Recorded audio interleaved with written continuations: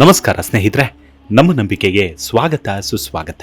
ಸ್ನೇಹಿತರೆ, Vijay Joseph alias Vijay ದಳಪತಿ ಕೇವಲ ತಮಿಳು ಮಾತ್ರವಲ್ಲ, ಇಡೀ ಭಾರತದಾದ್ಯಂತ ತನ್ನ ನಟನೆಯ ಮೂಲಕವೇ ಕೋಟ್ಯಾಂತರ ಅಭಿಮಾನಿಗಳನ್ನ ಸಂಪಾದಿಸಿರುವ ಅಮೋಘ ಪ್ರತಿಭೆ. ಒಂದು ಕಾಲದಲ್ಲಿ ವಿಜಯ್ ಸಿನಿಮಾಗಳು ಅದೆಷ್ಟು ಗಿಜಿಗುಡುತ್ತಿದ್ದವೆಂದ್ರೆ ಬೇರೆ ಸಿನಿಮಾಗಳಿಗೆ ಥಿಯೇಟರ್ ಸಿಗ್ತಿರ್ಲಿಲ್ಲ.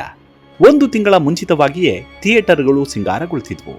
ಟಾಪ್ ಹೀರೋಯಿನ್ಗಳು ವಿಜಯ್ ಜೊತೆ ಸ್ಕ್ರೀನ್ ಶೇರ್ ಮಾಡೋದಕ್ಕೆ ತಾ ಮುಂದು ನಾ ಮುಂದು ಅಂತ ರೆಡಿ ಇರ್ತಿದ್ರು. ಇಂತಹ ಓರ್ವ ನಟನ ಹಿನ್ನೆಲೆಯೂ ಕೂಡ ಅವರ ಬದುಕಿಗೆ ಬುನಾದಿ ಹಾಕ್ತು.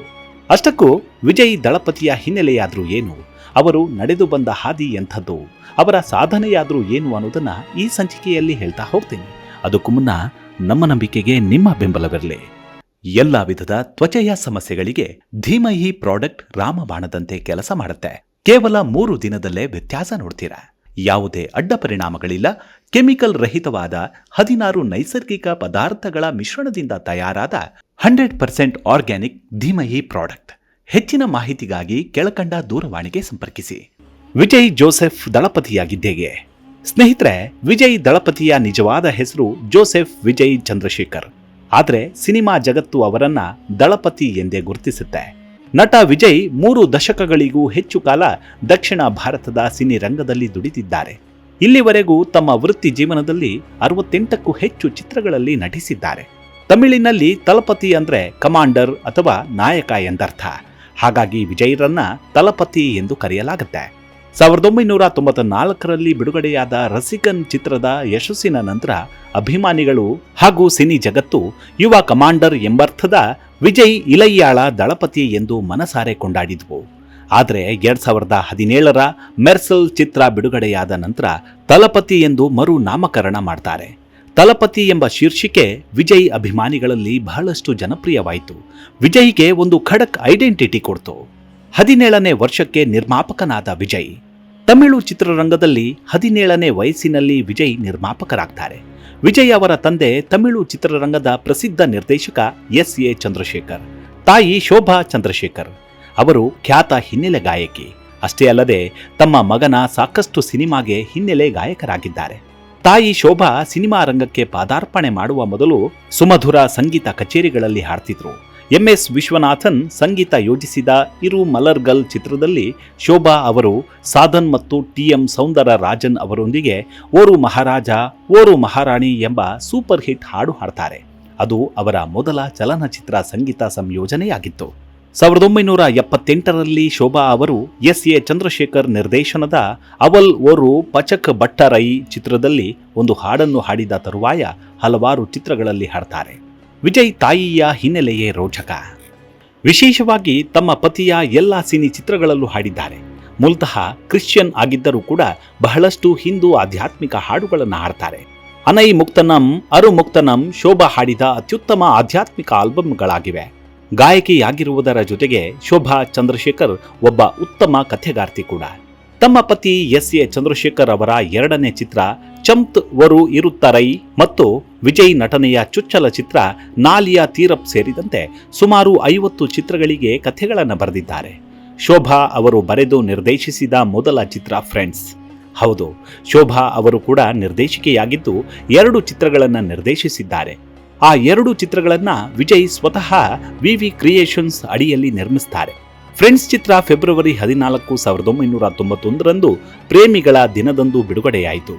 ಈ ಸಿನಿಮಾ ಅದೆಷ್ಟು ಹಿಟ್ ಆಯ್ತೆಂದ್ರೆ ಆ ಸಮಯದಲ್ಲಿ ಹದಿಹರೆಯದ ಯುವಕರನ್ನ ಕನಲಿಸಿಬಿಟ್ಟಿತ್ತು.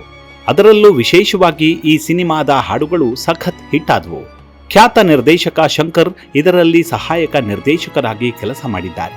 ಫ್ರೆಂಡ್ಸ್ ಯಶಸ್ಸಿನ ನಂತರ ವಿಜಯ್ ತಂದೆಯವರೇ ಹಿಂದಿ ಭಾಷೆಗೆ ರಿಮೇಕ್ ಮಾಡಿದ್ರು. ಆದರೆ ಸಿನಿಮಾ ಅಟ್ಟರ್ ಫ್ಲಾಪ್ ಆಯಿತು. ಇದಾದ ನಂತರ ಶೋಭಾ ಅವರು ಅದರ ಮುಂದಿನ ವರ್ಷವೇ ಇನ್ನಿ ಸೈ ಮಾಲೈ ಚಿತ್ರವನ್ನ ಬರೆದು ನಿರ್ದೇಶಿಸುತ್ತಾರೆ. ವಿಜಯ್ ಅವರೇ ಸ್ವತಃ ಈ ಚಿತ್ರವನ್ನ ನಿರ್ಮಿಸಿದ್ರು. ಸಿನಿಮಾದಿಂದ ರಾಜಕೀಯಕ್ಕೆ ಎಂಟ್ರಿಯಾದ ವಿಜಯ್ ಹಲವಾರು ವರ್ಷಗಳಿಂದ ಬಡವರು, ಶಿಕ್ಷಣ ಮತ್ತು ಆರೋಗ್ಯಕ್ಕೆ ಸಂಬಂಧಿಸಿದ ಕಾರ್ಯಕ್ರಮಗಳನ್ನು ನಿಯಮಿತವಾಗಿ ನಡೆಸ್ತಾ ಬಂದಿದ್ದಾರೆ. ವಿಜಯ್ ಮಕ್ಕಳ್ ಲಯಕಂ ಎಂಬ ಸರ್ಕಾರೇತರ ಸಂಸ್ಥೆಯನ್ನು ಕೂಡ ನಡೆಸುತ್ತಿದ್ದಾರೆ. ಅದರ ಮೂಲಕವೇ ಈ ಎಲ್ಲ ಕೆಲಸಗಳನ್ನು ಕೈಗೊಳ್ಳಲಾಗ್ತಿದೆ. ನಿರಂತರವಾಗಿ ಸಾಮಾಜಿಕ ಕಾರ್ಯಗಳಲ್ಲಿ ತೊಡಗಿಸಿಕೊಂಡಿದ್ದ ವಿಜಯ್ ಹೊಸ ರಾಜಕೀಯ ಪಕ್ಷ ರಚಿಸುವುದಾಗಿ ಘೋಷಿಸುತ್ತಾರೆ. ಅವರ ಘೋಷಣೆ ತಮಿಳುನಾಡು ರಾಜಕೀಯದಲ್ಲಿ ಭಾರೀ ಸಂಚಲನ ಮೂಡಿಸಿತ್ತು. ಅಭಿಮಾನಿಗಳ ಪ್ರಕಾರ ವಿಜಯ್ ಅವರು ಭವಿಷ್ಯದಲ್ಲಿ ಕರುಣಾನಿಧಿ ಅಥವಾ ಜಯಲಲಿತಾ ಅವರಂತಹ ಮಹಾನಾಯಕರಾಗಬಹುದು ಎಂದಿದ್ರು.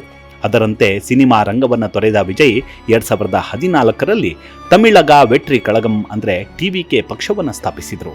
ತಮಿಳುನಾಡು ವಿಧಾನಸಭಾ ಚುನಾವಣೆಗೆ ಪೆರಂಬೂರು ಕ್ಷೇತ್ರದಿಂದ ಸ್ಪರ್ಧಿಸಲು ಅಧಿಕೃತವಾಗಿ ನಾಮಪತ್ರ ಸಲ್ಲಿಸಿದ್ದಾರೆ. ಅವರ ಬಳಿ ಬರೋಬ್ಬರಿ 624 ಕೋಟಿ ರೂಪಾಯಿ ಆಸ್ತಿ ಇರುವುದಾಗಿ ಘೋಷಣೆ ಮಾಡಿಕೊಂಡಿದ್ದಾರೆ. 404 ಕೋಟಿ ರೂಪಾಯಿ ಚರಾಸ್ತಿ, 220 ಕೋಟಿ ರೂಪಾಯಿ ಸ್ಥಿರಾಸ್ತಿ ಒಟ್ಟು ಸೇರಿ ವಿಜಯ್ ಬಳಿ 624 ಕೋಟಿ ಆಸ್ತಿ ಇದೆ. ಇನ್ನು ಬ್ಯಾಂಕ್ನಲ್ಲಿ ಯಾವುದೇ ಸಾಲ ಇಲ್ಲ. ಐಷಾರಾಮಿ ಕಾರು, ಅವರ ಪತ್ನಿಯ ಹೆಸರಲ್ಲಿ 25 ಕೋಟಿ ರೂಪಾಯಿ ಆಸ್ತಿ ಕೂಡ ಇದೆ. ಇನ್ನು ವಿದ್ಯಾರ್ಹತೆ BSc ಪದವಿ ಪೂರ್ಣಗೊಳಿಸಿಲ್ಲ. ಭಾರತದಲ್ಲಿ ಮಾತ್ರವಲ್ಲದೆ ವಿದೇಶಗಳಲ್ಲಿಯೂ ಅಪಾರ ಅಭಿಮಾನಿಗಳನ್ನು ಹೊಂದಿದ್ದಾರೆ ವಿಜಯ್. ಚಲನಚಿತ್ರಗಳಲ್ಲಿ ನಟಿಸುವುದರ ಜೊತೆಗೆ ಬ್ರ್ಯಾಂಡ್ ಪ್ರಮೋಷನ್, ರಿಯಲ್ ಎಸ್ಟೇಟ್ ಮತ್ತು ಉದ್ಯಮಗಳಲ್ಲಿ ಹೂಡಿಕೆ ಮಾಡಿ ಕೋಟಿ ಕೋಟಿ ಆಸ್ತಿ ಸಂಪಾದನೆ ಮಾಡಿಕೊಂಡಿದ್ದಾರೆ. ಫೋರ್ಬ್ಸ್ ವರದಿಯಂತೆ ದಳಪತಿ ವಿಜಯ್ ಅವರ ನಿವ್ವಳ ಮೌಲ್ಯ ಸುಮಾರು 474 ಕೋಟಿ ರೂಪಾಯಿ. ಒಂದೇ ಚಿತ್ರದಲ್ಲಿ 200 ಕೋಟಿ ಸಂಭಾವನೆ. ವರದಿಗಳ ಪ್ರಕಾರ ವಿಜಯ್ ಒಂದು ಚಿತ್ರಕ್ಕೆ 130 ಕೋಟಿಯಿಂದ 200 ಕೋಟಿವರೆಗೆ ಸಂಭಾವನೆ ಪಡಿತಾರೆ. ಕಳೆದ ವರ್ಷ 2024ರಲ್ಲಿ ನಟ ವಿಜಯ್ ತಮ್ಮ ಗೋಟ್ ಅಂದರೆ the greatest of all time ಚಿತ್ರಕ್ಕಾಗಿ ಸುಮಾರು 200 ಕೋಟಿ ಸಂಭಾವನೆ ಪಡೆದರು. ಇದನ್ನ ಚಿತ್ರದ ನಿರ್ಮಾಪಕರೇ ಬಹಿರಂಗಪಡಿಸಿದ್ದಾರೆ. ಚಲನಚಿತ್ರಗಳ ಜೊತೆಗೆ ಕೋಕಾ ಕೋಲಾ ಮತ್ತು ಸನ್ಫೀಸ್ಟ್ ಸೇರಿದಂತೆ ವಿವಿಧ ಬ್ರ್ಯಾಂಡ್ಗಳನ್ನು ಪ್ರಮೋಟ್ ಮಾಡಿ ಗಣನೀಯ ಮೊತ್ತವನ್ನು ಗಳಿಸುತ್ತಾ ಸಂಪಾದನೆ ಮಾಡಿದ್ದಾರೆ. ಶಾರುಖ್ ಖಾನ್ ನಂತರ ವಿಜಯ್ಗೆ 2ನೇ ಸ್ಥಾನ. ಕಳೆದ ವರ್ಷ ಫಾರ್ಚೂನ್ ಇಂಡಿಯಾ ಬಿಡುಗಡೆ ಮಾಡಿದ ದೇಶದ ಅತಿ ಹೆಚ್ಚು ತೆರಿಗೆದಾರರ ಪಟ್ಟಿಯನ್ನು ಗಮನಿಸಿದರೆ ದಳಪತಿ ವಿಜಯ್ ಅವರ ಸಂಪತ್ತು ಅಂದಾಜು ಮಾಡಬಹುದು. ವಾಸ್ತವವಾಗಿ ಬಾಲಿವುಡ್ನ ಕಿಂಗ್ ಖಾನ್ ಶಾರುಖ್ ಖಾನ್ ದೇಶದಲ್ಲಿ ಅತಿ ಹೆಚ್ಚು ಮುಂಗಡ ತೆರಿಗೆ ಪಾವತಿಸುವ ಸೆಲೆಬ್ರಿಟಿಗಳ ಪಟ್ಟಿಯಲ್ಲಿ ಅಗ್ರಸ್ಥಾನದಲ್ಲಿದ್ದಾರೆ. ಆದರೆ ವಿಜಯ್ ಹೆಸರು 2ನೇ ಸ್ಥಾನದಲ್ಲಿದೆ. ಬರೋಬ್ಬರಿ 80 ಕೋಟಿ ರೂಪಾಯಿ ಮುಂಗಡ ತೆರಿಗೆ ಪಾವತಿಸಿದ್ದಾರೆ. ಕಡಲ ತೀರದ ಬಂಗಲೆ, ಐಷಾರಾಮಿ ಕಾರುಗಳು. ವಿಜಯ್ ಬಳಿ ಐಷಾರಾಮಿ ಬಂಗಲೆಗಳು, ಬೀಚ್ ರೆಸಾರ್ಟ್ ಇದೆ. ಹಾಲಿವುಡ್ ಸ್ಟಾರ್ ಟಾಮ್ ಕ್ರೂಸ್ ಅವರ ಬೀಚ್ ಹೌಸ್ನಂತೆಯೇ ವಿಜಯ್ ಬೀಚ್ ಹೌಸ್ ಅನ್ನು ನಿರ್ಮಿಸಿಕೊಂಡಿದ್ದಾರೆ. ಈ ಐಷಾರಾಮಿ ಬಂಗಲೆ ಚೆನ್ನೈನ ನೀಲಂ ಕರೈನಲ್ಲಿರುವ ಕಡಲ ತೀರದ ಕ್ಯಾಸುವಾರಿನ ಡ್ರೈವ್ನಲ್ಲಿದೆ. ವರದಿಗಳ ಪ್ರಕಾರ ದಳಪತಿ ವಿಜಯ್ ಅವರ ಬಳಿ ರೋಲ್ಸ್ ರಾಯ್ಸ್ ಗಾಸ್ಟ್ ಸೇರಿದಂತೆ ವಿಶ್ವದ ಅನೇಕ ದುಬಾರಿ ಕಾರುಗಳು ಇವರ ಬಳಿ ಇದೆ. ವಿಜಯ್ ಆರ್ಭಟಕ್ಕೆ 39 ಜನರ ಸಾವು. ರಾಜಕೀಯಕ್ಕೆ ಎಂಟ್ರಿಯಾದ ವಿಜಯ್ ಕರೂರು ರ್ಯಾಲಿಯಲ್ಲಿ ಕಾಲ್ತೊಳಿತದಲ್ಲಿ 39 ಜನ ಸಾವನ್ನಪ್ಪಿದ್ರು. ಕರೂರು ಸರ್ಕಾರಿ ವೈದ್ಯಕೀಯ ಕಾಲೇಜಿನಲ್ಲಿ 51 ಜನ ಸೇರಿದಂತೆ 95 ಜನ ಗಾಯಗೊಂಡು ಆಸ್ಪತ್ರೆಗೆ ದಾಖಲಾಗಿದ್ರು. ಈ ರ್ಯಾಲಿಯಲ್ಲಿ ಸುಮಾರು 1 ಲಕ್ಷ ಜನ ಭಾಗವಹಿಸಿದ್ರು. ಮುರಿದು ಬಿದ್ದ ದಾಂಪತ್ಯ ಜೀವನ, ಪತ್ನಿಯಿಂದ ವಿಚ್ಛೇದನ. ವಿಜಯ್ ಅವರ ಪತ್ನಿ ಹೆಸರು ಸಂಗೀತ ಸ್ವರ್ಣಲಿಂಗಂ. ಮೂಲತಃ ಶ್ರೀಲಂಕಾದವರು. ಹುಟ್ಟಿ ಬೆಳೆದಿದ್ದು ಯುಕೆಯಲ್ಲಿ. ಸಂಗೀತ ಮತ್ತು ವಿಜಯ್ ಆಗಸ್ಟ್ 25, 1999ರಂದು ವಿವಾಹವಾಗ್ತಾರೆ. ಅವರಿಗೆ 2 ಮಕ್ಕಳಿದ್ದಾರೆ. ಒಬ್ಬ ಮಗ ಸಂಜಯ್ ತನ್ನ ತಂದೆ ವಿಜಯ್ ಅವರೊಂದಿಗೆ ವೆಟ್ಟೈ ಕಾರನ್ ಚಿತ್ರದಲ್ಲಿ ಕಾಣಿಸಿಕೊಂಡಿದ್ರು. ಮಗಳು ದಿವ್ಯಾ ತಂದೆಯ ಥೇರಿ ಚಿತ್ರದಲ್ಲಿ ಕಾಣಿಸಿಕೊಂಡಿದ್ದಾಳೆ. ವಿಜಯ್ ಯಾವಾಗಲೂ ತನ್ನ ವೈಯಕ್ತಿಕ ಜೀವನವನ್ನ ಎಲ್ಲಿಯೂ ಹಂಚಿಕೊಂಡಿಲ್ಲ. ಸಂಗೀತ ಕೂಡ ಕ್ಯಾಮರಾದಿಂದ ಸದಾಕಾಲ ದೂರವಿರಲು ಇಷ್ಟಪಡ್ತಾರೆ. ಆದರೆ ವೈಯಕ್ತಿಕ ಮುನಿಸು ಇದೀಗ ವಿಚ್ಛೇದನದ ಹಂತಕ್ಕೂ ಬಂದು ನಿಂತಿದೆ. ಅದೇನೆಂದ್ರೆ ವಿಜಯ್ಗೆ ತ್ರಿಷಾ ಮೇಲೆ ಎಲ್ಲಿಲ್ಲದ ಒಲವು ಇರೋದೇ ಇದಕ್ಕೆ ಕಾರಣ. ಅಲ್ಲದೆ ವಿಜಯ್ ತ್ರಿಷಾಳೊಂದಿಗೆ ಸಂಬಂಧ ಹೊಂದಿದ್ದಾರೆ ಅನ್ನೋದು ಗುಟ್ಟಾಗೇನೂ ಉಳಿಯದ ವಿಚಾರ ಕೂಡ.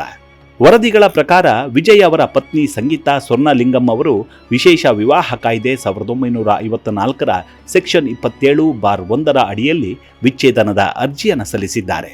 ಈ ಕಾಯ್ದೆಯನ್ವಯ ವಿವಾಹವಾದ ನಂತರ ಪ್ರತಿವಾದಿಯು ತನ್ನ ಸಂಗಾತಿಯನ್ನ ಹೊರತುಪಡಿಸಿ ಬೇರೆ ವ್ಯಕ್ತಿಯೊಂದಿಗೆ ಲೈಂಗಿಕ ಸಂಬಂಧದಲ್ಲಿ ತೊಡಗಿರುವುದು ವಿಚ್ಛೇದನಕ್ಕೆ ಆಧಾರವಾಗಿರುತ್ತೆ. ಈ ನಿಬಂಧನೆ ಪತಿ ಮತ್ತು ಪತ್ನಿ ಇಬ್ಬರಿಗೂ ಸಮಾನವಾಗಿ ಅನ್ವಯಿಸುತ್ತೆ. ಹೀಗೆ ವಿಜಯ್ ಅವರ ಬದುಕು ಈಗ ತೆರೆದ ಪುಸ್ತಕವಿದ್ದಂತೆ. ಇಷ್ಟು ದಶಕಗಳು ನಾಯಕ ನಟನಾಗಿ ಬೆಳೆದು ಬಂದ ಹಾದಿ ನಿಜಕ್ಕೂ ಅಮೋಘ, ಅತ್ಯದ್ಭುತವೇ ಸರಿ. ಇವಿಷ್ಟು ವಿಜಯ್ ಅವರ ಕುರಿತಾದ ಸಣ್ಣದಾದ ಮಾಹಿತಿ. ಮುಂದಿನ ಸಂಚಿಕೆಯಲ್ಲಿ ಸಿಗೋಣ. ನಿಮ್ಮ ಆರೋಗ್ಯದ ಕಡೆ ಗಮನವಿರಲಿ. Take care. ನಮಸ್ಕಾರ.